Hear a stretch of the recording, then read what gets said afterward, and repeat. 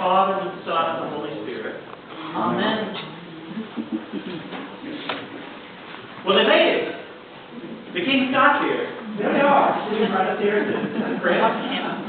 They, like the other figures at our crest, been traveling to the manger, all during Advent, Christmas, and now Epiphany.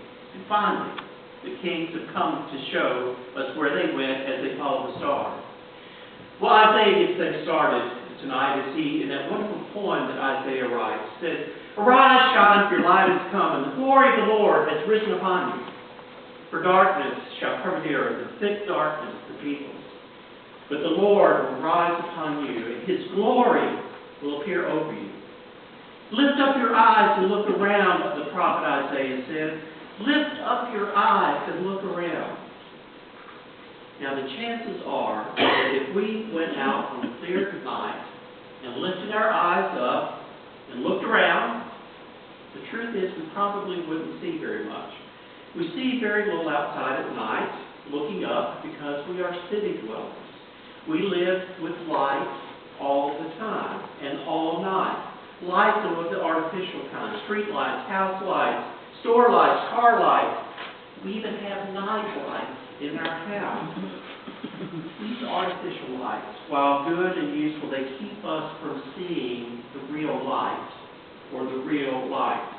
So I would encourage you, if you ever get the opportunity to get away from the bright city lights, get out to the countryside, and way out in the countryside, and take a look. Lift up your eyes and look around, and what you will see is absolutely stunning.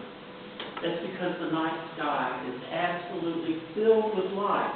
There are so many stars up there that it is breathtaking. In fact, if you are lucky enough to be out and away on a clear night, you will see so many stars that it all begins to run together. And this band of light that runs across the night sky is called the Milky Way. It contains so many stars that it begins to look like one continuous band of light. Now, this is the type of night sky the wise men from the east were looking up into. It is a sky that is filled with light, but for them, there is one light in particular they are looking for. And it is the light that leads them to Bethany. You see, people of the ancient world, without benefit of street lights, they never forgot the night sky. So it's very important then. Many countries to the east of Palestine developed intricate studies of the stars and the planets, and they believed that the whole universe was all of one piece. That is, that everything is interconnected. You see, when something important happens on Earth, then they would see it reflected in the stars. And if something important happens in the heavens, then they would see it happening on Earth. They would see that same remarkable event in both places. So then, using this device and this technique, the author of the Gospel of Matthew is telling all of this not to satisfy astronomical curiosity. What the author of Matthew is talking about here, about the star coming and the kings following it, and King Herod, he is talking about political dynamite. You see, when the so-called king of Israel, that would be Herod, does not take kindly to someone else being called king, it shows that, though, no matter what kings or circles of power that we surround ourselves with, God can always get over, and God can always get beyond that. And what God is saying here in particular is that Jesus is the light for all people, not just for a few people in that small corner of the world. No, what this story tells us is that the grace of God in Jesus will cover the entirety of the world.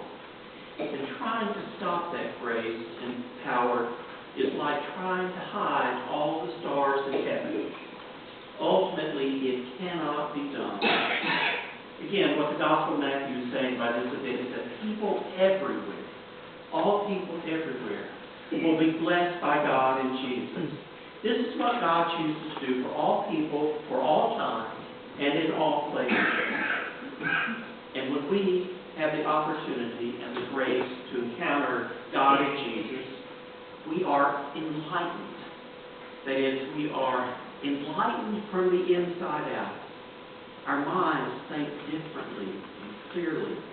Our hearts open wider. And as the story goes, you've heard, the wise men offered young Jesus gifts that are fit for a king. It is the very best that they have to offer. And it's not so much the gifts that are important, it's the spirit in which they are given. So given all of that, knowing what you know about God and Jesus, knowing the enormity of everything that has been given to you, what has been given to all people, the enormity of God's grace, God's love, God's mercy, God's forgiveness, acceptance, and inclusion, what is it that you could give to the Lord that would honor all of that? Well, of course, there's no material thing that you could give to Jesus. But there is one thing. There's one thing that the Lord wants more than anything else. The Lord wants your heart.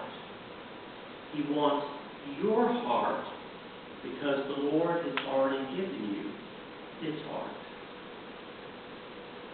In God's name.